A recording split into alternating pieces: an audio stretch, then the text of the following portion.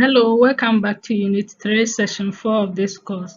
And at this session, we'll be looking at types of connective tissue and their function. By the end of this session, you should be able to identify two common cell types that is present in connective tissue, and also list 6 major types of connective tissue, and state the role of adipose tissue in the body, and also identify parts of the body where fibrous or dense connective tissue is present, and also mention the names of the substances that make cartilage strong and flexible. Now let's have a look at connective tissue in detail. As the name implies, connective tissue has a specific role of connecting function, and they are able to bind to other tissues to provide support. Connective tissues are made up of cells that are scattered through an extracellular matrix of fibrous proteins, and the cell types found in connective tissues varies, and it depends on the type of tissue that they support. Two main common cell types are known to be present in connective tissues that hold many tissues and organs in place, and these are fibroblasts and macrophages. The matrix generally, or the matrix of the cells of these fibroblasts and macrophages, are made up of a web of protein fibers that are embedded in a uniform foundation that may be liquid, gel-like, or solid. Connective tissue fibers, which are made up of protein, are of three major kinds, and these are collagenous, elastic, and reticular.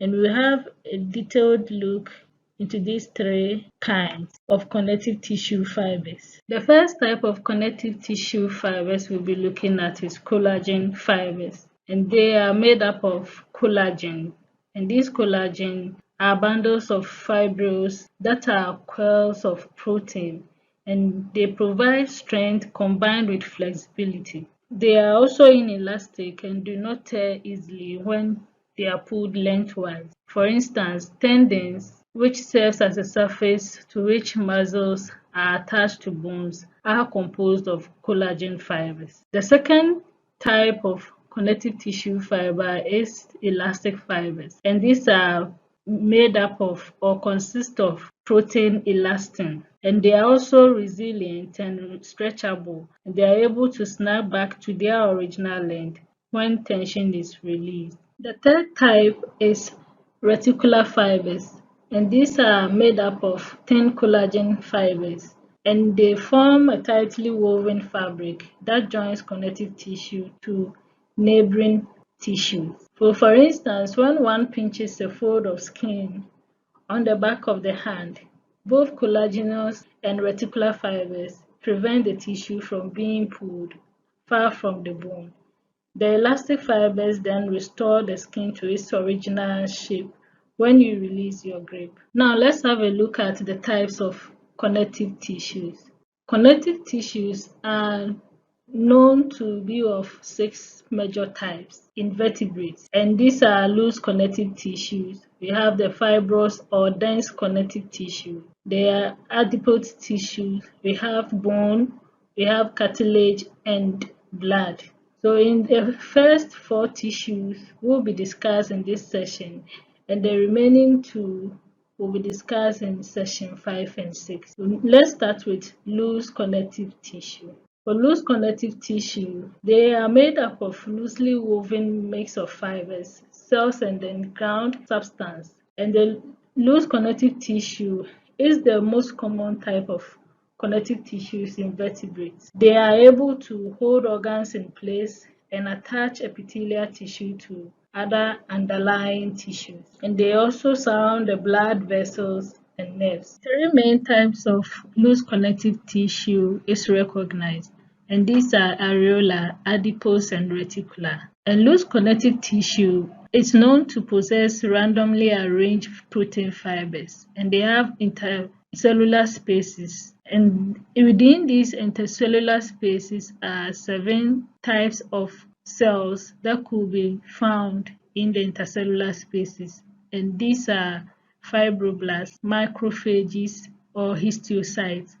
And we also have leukocytes, plasma cells, mast cells, adipocytes, and mesenchymal cells. Figure 22 gives a representative diagram of loose connective tissue with the various protein fibers. There's elastic fibers, we have reticular fibers, and we could also see the ground substances that are found in the connective tissue and some other cell types being adipocytes, plasma cells, a macrophage, a mesenchymal cells, and lymphocyte, fibroblasts, and all that. Loose connective tissue is also referred to as areolar connective tissue, in that the word areola technically means space. And so loose connective tissue or areolar connective tissue is the most abundant and normally found in most parts of the body, and they are the underlying connective tissue to which most epithelial tissue is attached, and it's the key component of membranes. It also forms much of the mesentery supporting organs within the abdominal cavity, and they also help to support material for blood vessels and nerves. The areolar connective tissue is also mostly found in the nooks and crannies of most tissues where blood vessels and nerves penetrate as stated. The second type of connective tissue we'll be looking at is adipose tissue, and these are specialized type of loose connective tissue in that they are found in the subcutaneous or innermost layer of the skin. And the adipose tissue store fats in adipose cells distributed throughout its matrix, and each adipose cell contains a large fat droplet that swells when fat is stored, and it shrinks when the fat is used by the body. The main role or function of adipose tissue is to insulate the body from excessive heat loss. The next type of connective tissue is fibrous or dense connective tissue, and these are formed from long parallel polypeptide chains cross-linked at many points along their length. And the proteins elastin and collagen are known to be examples of fibrous connective tissue, and they are found in tendons, which helps to attach muscle to bone, as well as in ligaments, which also helps to attach bone to bone. And it's important to have these fibrous or dense connective tissue in that they have strong connection between muscle and bone for our body to be able to move properly.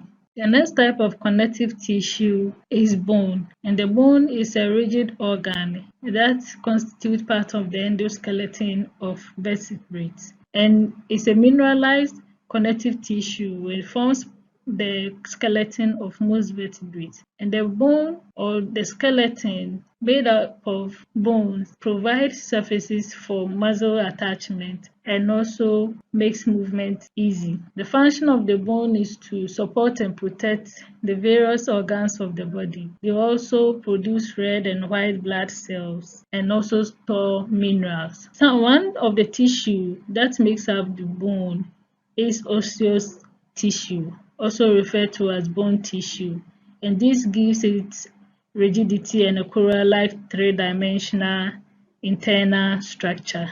The bones come in a variety of shapes, and they have complex internal and external structure. They are lightweight but strong and hard and serve multiple functions. Other types of bone tissues are the marrow, endosteum, periosteum, nerves, blood vessels, and cartilage. So in humans, at birth, 270 bones are found in infants, but some of these bones fuse together and ends up having 206 separate bones in a typical adult. The largest bone in the human body is the femur, and the smallest bone of the 260 bones in adults is the stapes. Bone cells are referred to as osteoblasts, and the bones also contain collagen and hard mineral called calcium phosphate. We made mention of the fact that bones store minerals as one of their functions. So this calcium phosphate gives bones its firmness. The combination of calcium phosphate and flexible collagen makes bone harder than cartilage without being brittle. Under Unit 3, Section 4, we learnt about connective tissue, and we want to know the types of connective tissue fibers, that is collagen, elastic and reticular fibers. And we also studied that loose connective tissue is the most abundant of the matured connective tissues found in animals, apart from fibrous connective tissue, adipose, bone, cartilage, and blood tissue. And we also learned that adipose tissue stores fat, whilst the tendons and ligaments helps to facilitate movement. And we also learned that bones form the endoskeleton of vertebrates, and the skeleton helps to provide surface for muscle to attach in order to bring about movement.